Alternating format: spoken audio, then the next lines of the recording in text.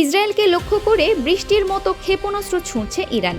শুক্রবার Ben Gurion বিমানবন্দর, Haifa port সহ রাজধানী তেল আবিবের বিভিন্ন গুরুত্বপূর্ণ স্থাপনা টার্গেট করে হামলা চালিয়েছে ইরানের আইআরজিসি। রাতভর সাইরেন আর বিস্ফোরণের শব্দে আতঙ্কিত হয়ে পড়েছে ইসরায়েলের বড় শহরগুলো। তেল আবিব, হাইফা এবং আশদোদ এর আকাশে দেখা গেছে একের পর এক ব্যালিস্টিক মিসাইল ও ড্রোনের বিস্ফোরণ।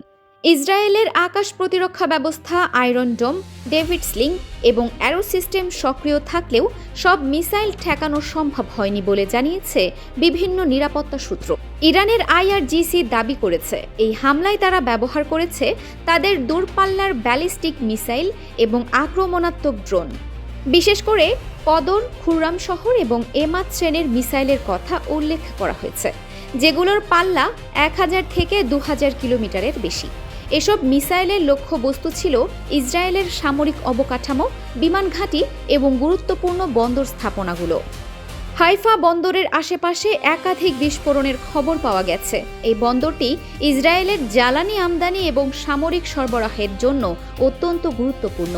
একই সময় তেল আবিবের কাছাকাছি কয়েকটি স্থানে আঘাত হানার পর অগ্নিকাণ্ডের ঘটনাও ঘটেছে বলে জানিয়েছে স্থানীয় জরুরি সেবা সংস্থাগুলো। ইসরায়েলি কর্তৃপক্ষ জানিয়েছে দেশের বিভিন্ন এলাকায় জরুরি অবস্থা জারি করা হয়েছে এবং সাধারণ মানুষকে বাংকারে আশ্রয় নিতে বলা হয়েছে।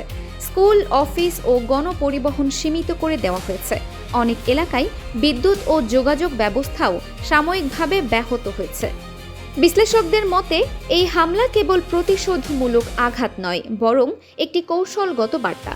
ইরান দেখাতে চাইছে যে তারা চাইলে ইসরায়েলের ভেতরের গুরুত্বপূর্ণ অর্থনৈতিক ও সামরিক অবকাঠামো সরাসরি লক্ষ্যবস্তুতে পরিণত করতে পারে।